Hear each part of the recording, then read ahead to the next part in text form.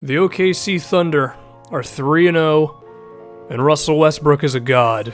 He's averaging a triple-double up to this season, and this isn't just some normal triple-double. This is like a cheat code demigod in 2K triple-double, where he's currently putting up 39 points, 12 rebounds, 12 assists, and the stupidest part about the whole thing is he's actually efficient from the floor.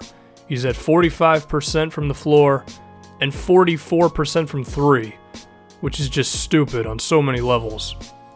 So as of right now, Russell Westbrook is on pace to being the greatest player in the history of the NBA, as well as having the best season in NBA history. I'm only slightly kidding there. But is OKC... Well, I mean, it's safe to say they're legit, but are they towards the top of the Western Conference? Well, here's some things I will say. They've had a pretty easy schedule up to this point. They went through the 76ers, the Phoenix Suns, and the Los Angeles Lakers. Three young teams that might have exciting young cores, but when we talk about actually being winners, they're not really there just yet.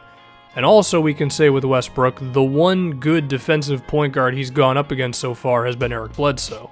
But still, what Westbrook is doing, I mean, it's pretty damn ridiculous. And I think when I look at OKC's offense, it's a lot of pick and rolls and isolations with him.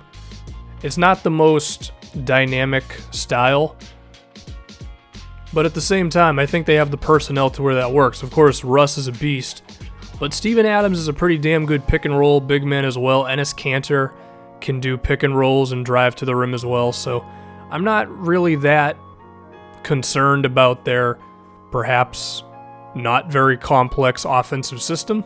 I mean, if I'm looking at the Lakers highlights, there was I think Steven Adams caught like 2 lobs himself because Julius Randle just couldn't keep up with him, because Steven Adams is deceptively pretty damn athletic. And there was also a couple times where Westbrook was just in an isolation, he got by his man, he was able to dump it off to Steven Adams, so stuff like that works. It's okay, especially when you have a guy who's going to average 12 assists per game while also putting up 39 points.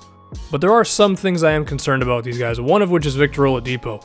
He is putting up 17 points a game, but he has not been efficient at all. He's shooting 34% from the field, 25% from 3.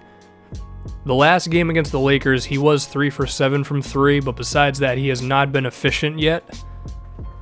And I can see how it could be a slightly awkward fit with him and Westbrook, just because Oladipo is a guy who's had the ball in his hands a lot in Orlando, and he was often around like 4 or 5 assists per game, and Scott Skiles really put the ball in his hands a lot. And now you're asking him to play off ball just a little bit more. But in the Lakers game, he did get himself some wide open threes that he was able to knock down.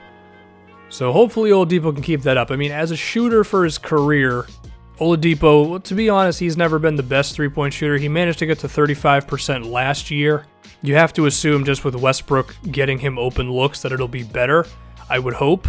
But as of right now, through 3 games, he's had a little bit of trouble, although the Lakers game he did break out a little bit. And I guess the reason why I would be concerned with Oladipo is because the other starting wing is Andre Robertson, who has never been an outside shooter. He's still a smart offensive player, and I mean, there was a play in the Lakers game where he just cut to the basket and Westbrook hit him for a lob, and that's one thing that Robertson is really good at is cutting to the rim. But it is still nice to be at least somewhat respectable from 3, and I hope that we don't see a situation where Oladipo's shooting just falls off a cliff and Robertson's not able to provide floor spacing and Westbrook is suddenly tasked with a much more difficult job of getting to the rim like a crazy person. But again, Oladipo has been at least okay from 3 for his career, and he's going to get more open looks, I assume. And then Robertson is a smart offensive player, so hopefully it can work out for him. Now, of course, on the other side of the floor, Oladipo and Robertson are both fantastic, and in a little bit I'm going to be touching on their fast break ability, this team, and the fact that Oladipo and Robertson are so good on that side of the floor, as well as Steven Adams, and they can all force stops and get steals and things like that. Obviously, they make this team better on the defensive side of the floor. I think another thing is Robertson's rebounding. He averages 8 rebounds a game right now. And that's huge, because if you have 2 wing players, well, not 2 wing players, if you have 1 wing player, as well as your point guard, who are really good rebounders, that can lead the fast break, because, I mean, one thing with Oklahoma City is they run the fast break like maniacs. I mean, You would expect this given that Westbrook is the guy, and also Oladipo's athletic, and Robertson's athletic, and Steven Adams can run the floor.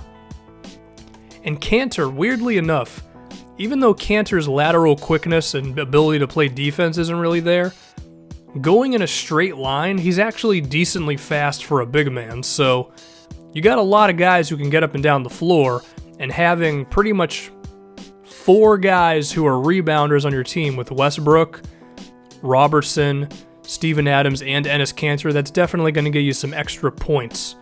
So that's good.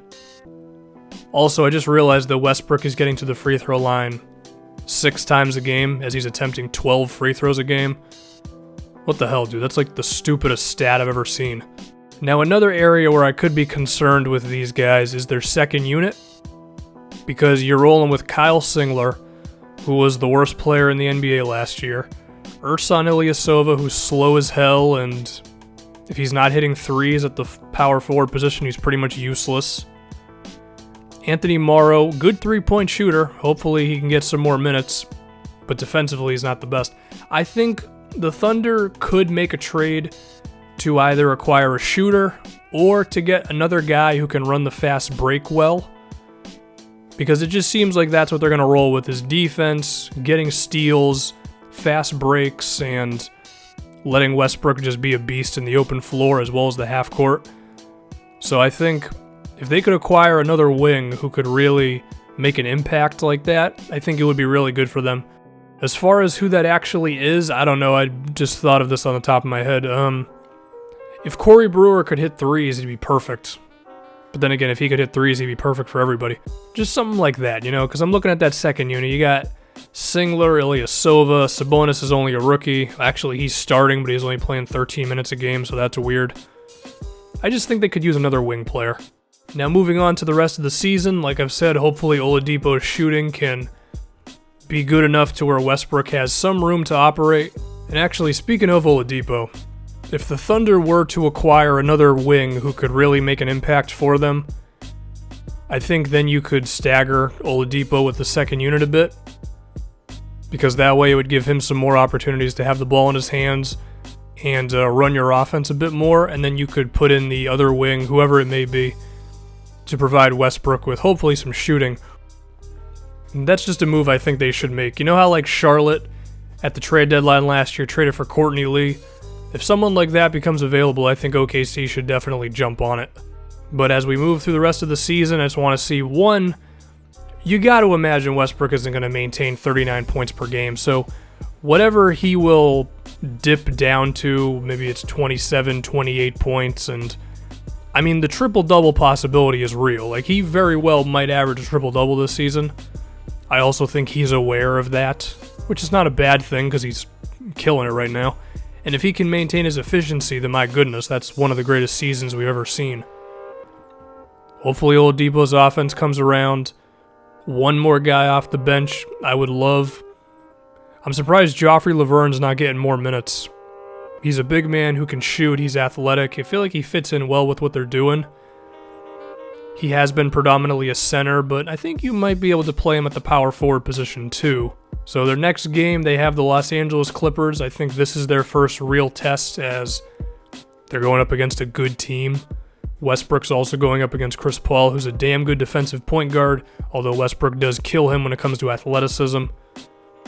This will be the first one where we can really see if they can go up against a top-tier Western Conference opponent, because like I've said, their first 3 games, as impressive as they were, especially from Russ, it wasn't against the best teams. But still, Westbrook is a man on a mission right now. He's a crazy person. And I think the rest of the roster is good, but I do think it could be improved as well.